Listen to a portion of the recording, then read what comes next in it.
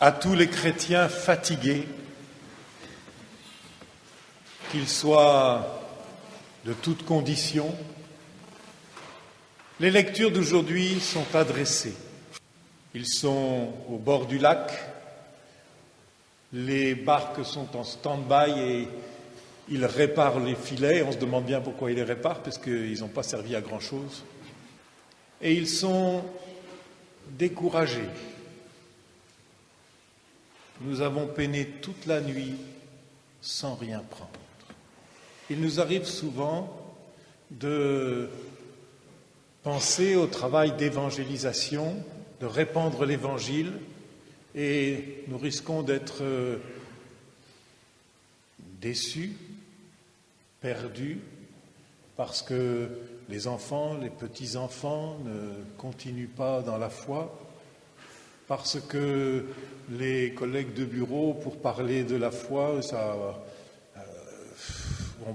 il n'y a pas beaucoup de gens qui viennent avec nous, et si on parle un peu du Seigneur ou si on invite quelqu'un à la messe, on se fait regarder souvent comme une bête curieuse.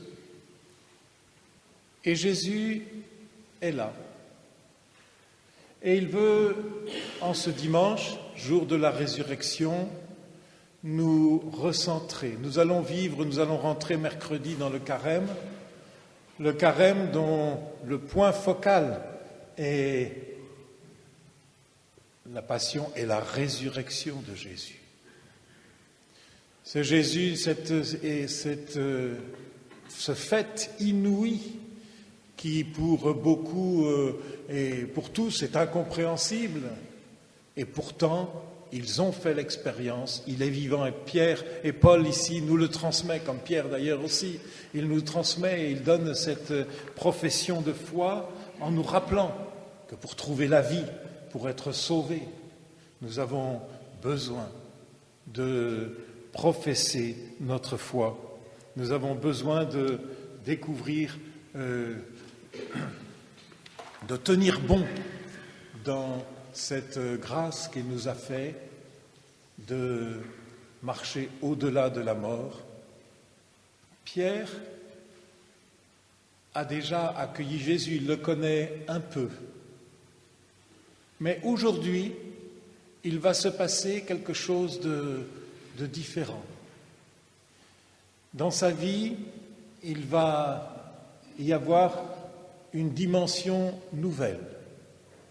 Après cette pêche miraculeuse où il a dû d'abord faire confiance, alors qu'ils étaient plutôt à se livrer à leur découragement, par cet acte de confiance, accepter d'aller au large, c'est quand même une idée un peu saugrenue, car tout pêcheur sait bien que si on n'a pas pêché la nuit, le jour, on risque pas plus de trouver les poissons. C'est beaucoup plus compliqué de les trouver de jour que de nuit. Mais il fait cet acte de confiance. Ils sont découragés, mais la règle de sa vie, ce n'est pas le découragement. Il y a encore une place pour s'ouvrir à cette parole de Jésus. Alors ils avancent et ils prennent ces poissons. Et puis va arriver ce fait énorme, cette capture de tout poisson, cette grâce. Car effectivement, si on marche avec Jésus, eh bien, Jésus donne aussi sa grâce. Mais à partir de là, va le prendre, et ça c'est étonnant, on retrouve ça chez Isaïe, on retrouve ça à la résurrection, va le prendre cette crainte, cette frayeur. Car Jésus n'est plus simplement, comme il l'appelle, un maître, mais il est le Seigneur.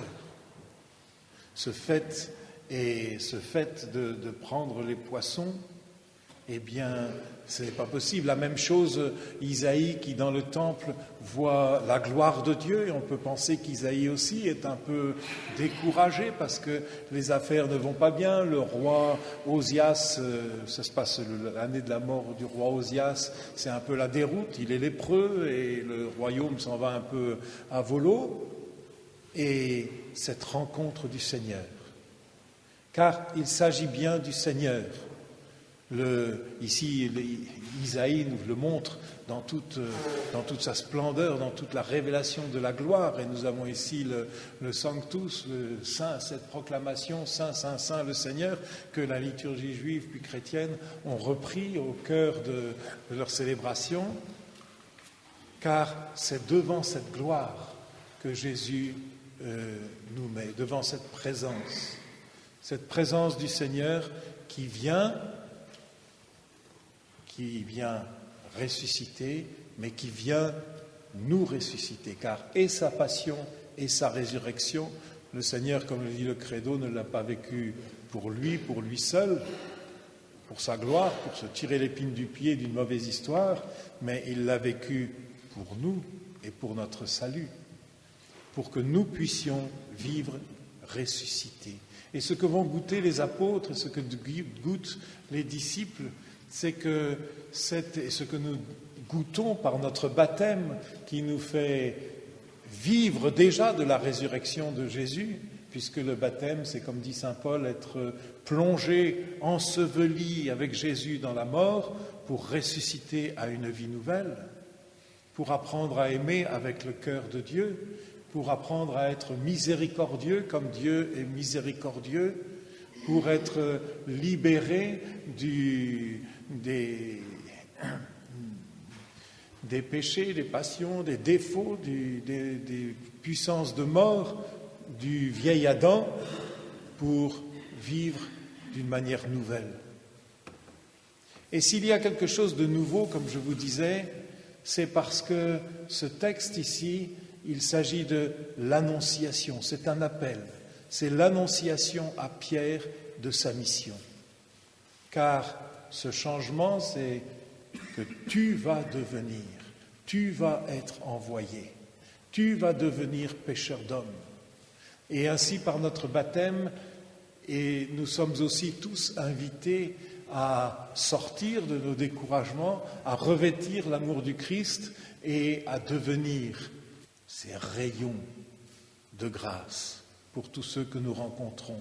Je parle de rayons car il s'agit de communiquer, de témoigner, non d'aller convaincre, mais de vivre et d'accompagner nos gestes et notre être de parole pour que tous puissent être touchés par Jésus. Et de quoi s'agit-il ? Il s'agit, dit le texte, d'être pêcheur d'hommes, c'est-à-dire de capturer vivants. Alors pour les poissons, quand on les sort de l'eau, ils meurent, mais pour les hommes, quand on les tire de l'eau, c'est pour la vie, pour les sauver. Et vous savez bien que cette eau, c'est la symbolique justement des forces, là où habitent les forces du mal, et cette eau dans laquelle qui nous noie. Et ces puissances du mal, c'est pour les en tirer. Car il nous faut discerner. Il nous faut aussi discerner dans notre cœur, il nous faut discerner dans notre monde ces forces du mal pour les rejeter. C'est ce que nous ferons la nuit de Pâques et ce que nous sommes appelés à faire chaque jour aussi dans notre prière pour nous renouveler dans cette grâce de la résurrection que le Seigneur nous donne. Encore une fois, ce qui risque de nous prendre, ce qui risque de nous habiter, ou devant la difficulté de la tâche, si nous la regardons à vue humaine, ou devant la grandeur du mystère, c'est cette crainte. Et le Seigneur, encore et encore, et à Pierre, et à tous les disciples, et comme il l'avait dit à Marie, comme il le dira à Marie-Madeleine, comme il le dira d'une manière innombrable dans la Bible, comme il l'a dit à Isaïe, ne crains pas. Chez Isaïe, il n'y a pas la parole « ne crains pas », mais il y a le geste. Quand il découvre « mais qui suis-je, malheur à moi, je suis un homme impur, aux lèvres impures, et je fais partie d'un peuple qui vaut pas mieux », eh bien, il y a ce geste du séraphin qui prend un charbon ardent depuis l'encensoir et qui le pose sur ses lèvres. et qui lui rappelle « Tes péchés te sont pardonnés, va ». Et dans cette année de la miséricorde, comme chaque année, parce que la miséricorde de Dieu, elle est toujours là, mais là, on veut en prendre plus, eh bien, nous sommes invités à recevoir le pardon de nos péchés, à aller les demander pour que le Seigneur puisse nous renouveler et que nous puissions être libres de vivre et de proclamer sa parole. Amen.